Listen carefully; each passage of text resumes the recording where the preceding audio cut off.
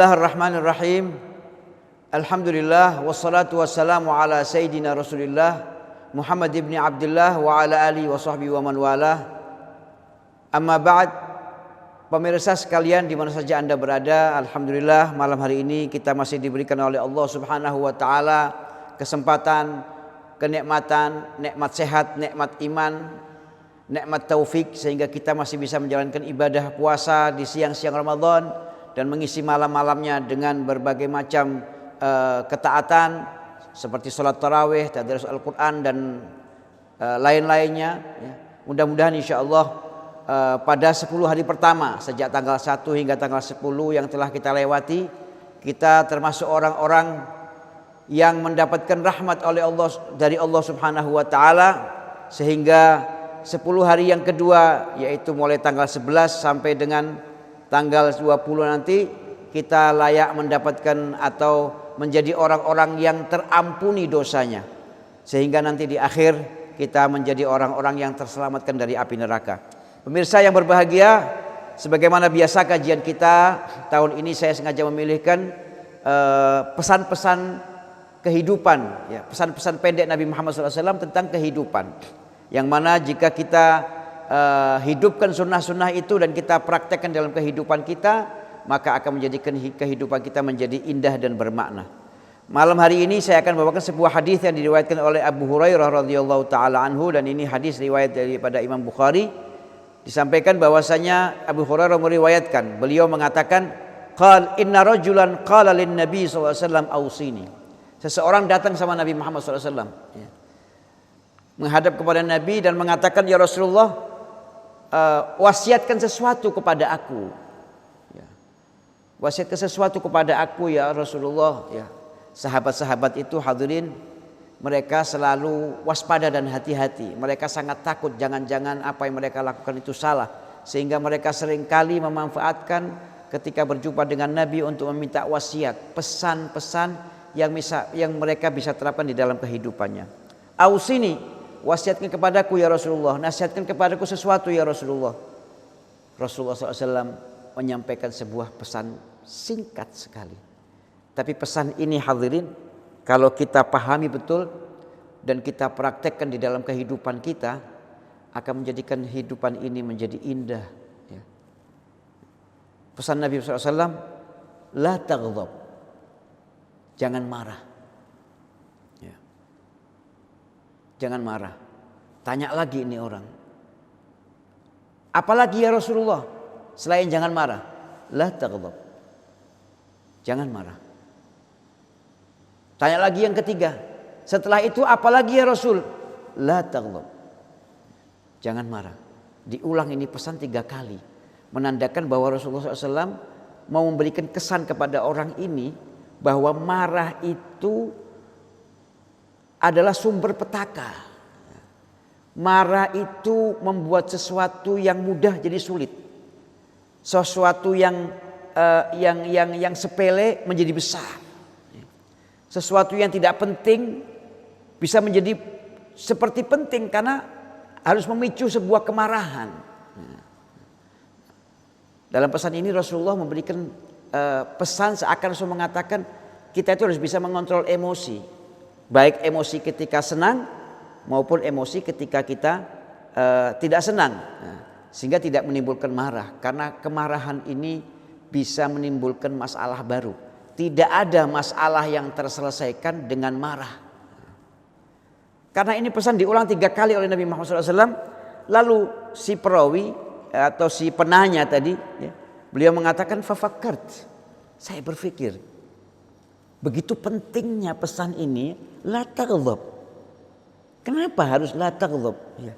Dia berpikir, apa maksud dari pesan Nabi SAW? Akhirnya dia merenung. Menurut satu riwayat dikatakan bahwa penanya ini orangnya emosional, ya. Temperamen, gampang sekali terpicu amarahnya. Akhirnya dia berpikir, dia merefresh, dia mengingat kembali, ya, hari-harinya, kehidupannya. Akhirnya dia sadar, iya, ternyata dia mengatakan, saya baru sadar ketika Nabi mengatakan la taghdab, dulu saya kira marah ini sesuatu hal yang bagus, ya. Tapi saya baru sadar, ternyata saya banyak mendapatkan masalah justru disebabkan karena marah itu. Fa innal ghadab yajma'u syarr kulluh. Semua keburukan itu bersumber daripada amarah. Pemirsa yang berbahagia, Rasul SAW di sini ya, memesankan jangan marah. Artinya orang marah itu boleh, ya. Tetapi marahnya harus tertakar gitu ya. Tertakar. Masalah ini kira-kira patut nggak saya marah? Ya.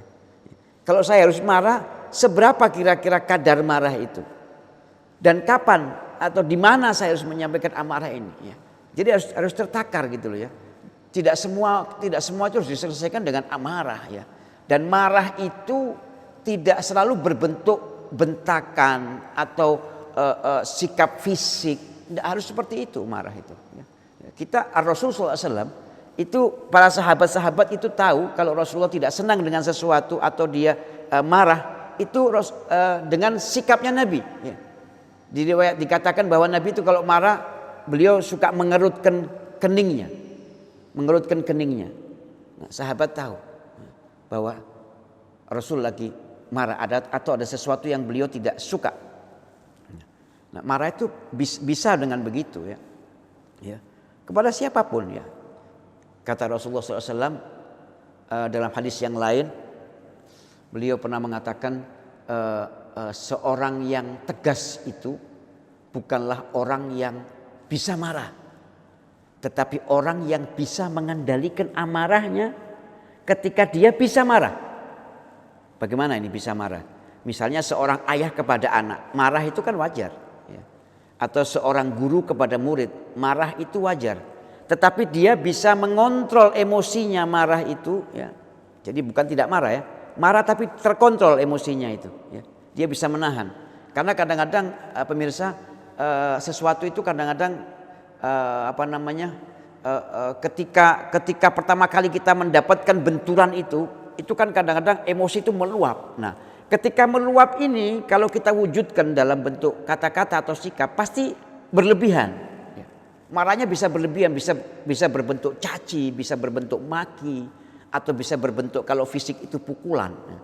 Tapi bagaimana ketika kita mendengar sesuatu yang menurut kita tidak baik atau tidak benar, saat itu kita jangan bereaksi dulu. Ya. Jangan bereaksi dulu, biar ini marah ini kan lagi naik nih emosinya nih. Nah biar turun dulu. Ya. Bagaimana caranya nurunkan Ustaz? Zikir. Ya. Baca subhanallah, subhanallah. Atau istighfar, astaghfirullahaladzim. Sampai reda. Nah ketika reda, nanti kita akan bisa menyampaikan teguran itu dengan cara yang pantas dan layak. Demikian pemirsa ya. Jadi orang itu boleh marah. Ada saatnya kita memang harus marah ya. Tetapi marah itu bagaimana ya. Marah itu apalagi ini Rasulullah SAW memberikan sebuah pesan ya, bahwasanya orang itu harus bisa mengontrol marah karena nanti marah itu bisa menimbulkan petaka baru. Misalnya begini, ada seseorang yang ketika dia berbuat salah ya, itu lalu kita tegur ya, dan kita menegurnya itu menunjukkan kesalahan-kesalahannya, kamu itu memang begini, kamu memang bejat misalnya atau apa gitu.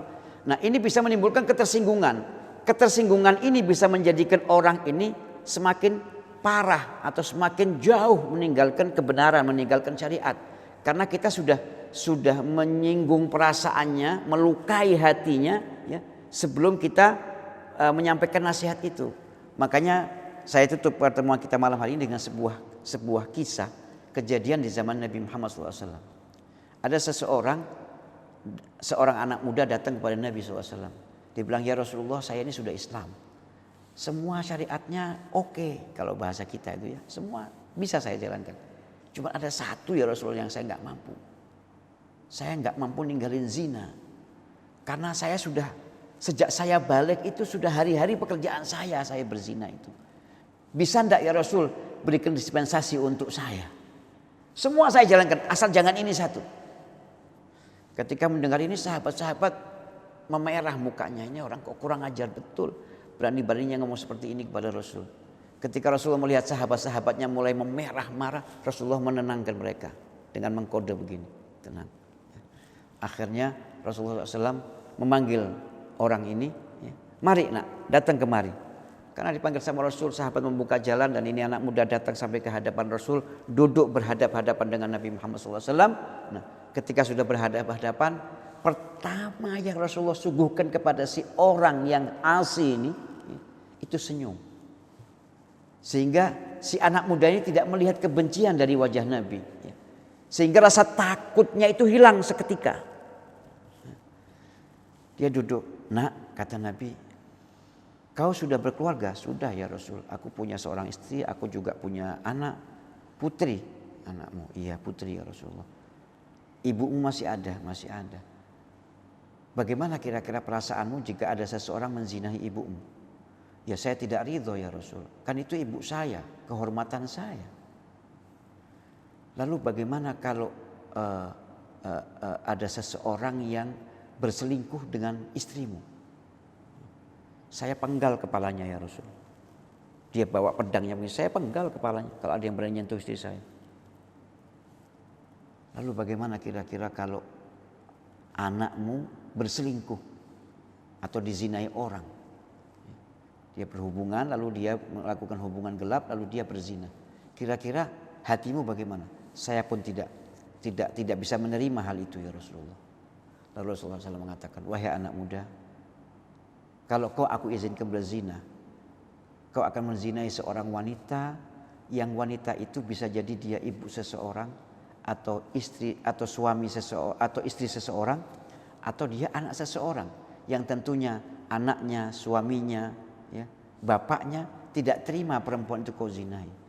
Kalau kau tidak bisa menerima, kenapa kau harus menuntut? Kenapa kau harus menuntut orang lain ridho perempuannya atau keluarganya kamu zinai? Berpikir ini anak muda. Rasulullah tidak melarang kamu tidak boleh enggak. Tapi disentuh, insaniahnya disentuh. Manusia ini kan sebejat-bejatnya orang itu punya sisi kemanusiaan. Gitu. Kalau sisi kemanusiaannya itu disentuh, dia menjadi teduh, runtuh. Iya ya. Tahu pemirsa apa yang dilakukan oleh anak muda? Apa reaksi anak muda ini? Beliau anak muda ini memegang tangan Nabi Muhammad SAW. Ya Rasulullah, tolong ya Rasul, bacain hati saya. Doakan saya supaya sejak saat ini tidak akan lagi timbul hasrat saya untuk berzina. Maka Rasulullah mendoakan anak ini dan anak ini setelah Rasulullah selesai mendoakan ya dengan ini mukjizatnya Nabi dengan izin Allah, anak muda ini mengatakan ya Rasulullah, saat ini juga ketika kau lepaskan tanganmu dari dadaku, hasrat itu hilang ya Rasul. Pikiranku langsung berbalik. Ya. Aku tidak mau zina lagi dan aku tidak kepingin zina lagi. Biasanya aku mengatakan tidak, aku tidak mau zina, tapi keinginan itu muncul. Sekarang aku mengatakan aku tidak mau berzina dan hatiku juga tidak mendorong aku untuk itu. Akhirnya ini anak pulang. Setelah pulang, ya, Rasulullah bilang sama sahabat-sahabatnya, wahai sahabat-sahabatku, perumpamaan anak tadi itu seperti seekor onta milik seseorang yang lepas dari kandangnya. Lalu orang sekampung mengejar onta itu untuk menolong tetangganya yang punya onta itu. Si onta melihat bahwa orang sekampung lari mengejar dia semakin lari jauh. Tiba-tiba si pemilik onta datang tanya, ada apa rame-rame? Gal ontamu lepas, kami ini rame-rame mau mengejar ontamu supaya tidak hilang. Kata si pemilik onta, kamu tenang saja, kalian tenang saja di sini, biar saya yang datengin. Si pemilik ini datang mengejar ontanya. Si onta melihat karena yang datang satu orang dan itu pemiliknya, dia dipegang dan dia duduk. Ini onta dan diikat oleh pemiliknya, dibawa pulang kembali. Seperti itulah perumpamaan anak muda tadi.